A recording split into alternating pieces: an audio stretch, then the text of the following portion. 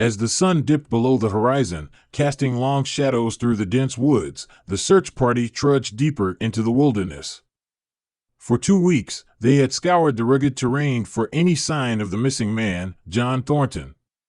His wife, Alice, had described his planned bushcrafting adventure in great detail, providing the search team with a rough idea of where he intended to venture. Their flashlights cut through the darkness, their boots squelching in the mud as they pushed forward, calling out John's name, their voices swallowed by the eerie silence of the forest. "Over here," shouted one of the searchers, their voice carrying a note of excitement. The rest of the group gathered around, their beams of light converging on a tattered and torn jacket hanging on a low-hanging branch. It was the very jacket that Alice had described, a weathered old friend of John's. As the team approached, a man named Mark, his face etched with concern, reached out and gently plucked the jacket from the branch. It was in a state of disarray, the fabric shredded and stained. And as he lifted the jacket, a small, worn journal tumbled out of the front pocket, landing at his feet. Curiosity piqued, Mark bent down, his flashlight illuminating the journal. The cover was marred and dirty, and the pages seemed to have absorbed the harsh elements of the forest. Without hesitation, Mark began to read the first entry aloud. Day 1, the dream set in motion. Today, my most cherished adventure unfurls before me. This is the culmination of years of longing, of meticulous planning. As I ready myself for the wilderness, I don my beloved jacket. It has been my constant companion through sun and storm, a trusted friend that knows my every journey. The sun's warmth kisses my cheeks, and I stand at the forest's edge with a heart filled with elation. My anticipation surges as I take my first steps into the untamed expanse. Entry 2, Day 2, the Symphony of the Wild. My camp, nestled beside a babbling brook, feels like a sanctuary. The embrace of nature enfolds me in its gentle caress. The mellifluous murmurs of the stream provide a reassuring backdrop to my solitude. The earthy fragrance of the woods is comforting. I spend my days crafting tools and immersing myself in the wisdom of the wilderness. When night descends, a celestial tapestry unfolds above, a sparkling reminder of the infinite beyond. Day 3, the stirrings of unease. A peculiar sensation has woven its way into my tranquil existence. It's as though unseen eyes follow my every move, a phantom presence that lurks just beyond my awareness. What was once a peaceful night now carries an enigmatic undercurrent, where every rustle of leaves feels like a disconcerting whisper in the darkness. Is it my own mind playing tricks, or perhaps a curious creature from the forest depths? Day 4 is the lingering watcher's pursuit. The feeling of a hidden observer persists, and my once unwavering confidence is being replaced by a gnawing paranoia. I've meticulously scrutinized the vicinity, but it reveals nothing unusual. My unease has become a relentless companion. Is it a mirage born of my own psyche, or could there truly be an entity lurking in the fringes, silently tracking my every step? Day 5 whispers in the midnight hush. It is no longer plausible to deny the existence of an entity, an ethereal presence that haunts my nights. In the moonlit void, I hear faint, unnatural whispers, guttural and inhuman. They utter my name with unsettling resonance, yet the source remains elusive. An indescribable dread now grips my heart, and an enigmatic shadow clings to the outskirts of my camp. Day 6, a malevolent specter.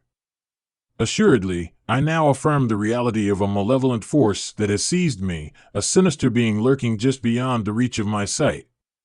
The cadence of its breathing permeates the night, its proximity draws nearer with every passing hour. An insufferable dread weighs heavily upon me, a relentless awareness of its looming presence. It observes, it anticipates, and it waits. Day 7, tormented, unceasing. I am no longer capable of enduring this relentless torment. The Nightstalker, as I have come to name it, refuses to relinquish its grasp. It manifests and vanishes at will, subjecting me to a ceaseless torrent of taunts and whispers. The darkness offers no respite, and I am devoid of sleep or solace. It possesses an intimate knowledge of my deepest fears and wields them as instruments of my agony. I find myself ensnared in an inescapable nightmare, with no reprieve in sight. Day 8. A spirit fragmented. My spirit, once resolute and unwavering, is now shattered into jagged shards. The Nightstalker has driven me to the precipice of despair. It is omnipresent, perpetually enshrouded in darkness, its eyes gleaming with a malevolence that transcends understanding. My once keen mind is unraveled, threads of sanity unraveled under the ceaseless torture. The overwhelming fear is inescapable, and I am haunted by the prospect that liberation from this torment may forever elude me.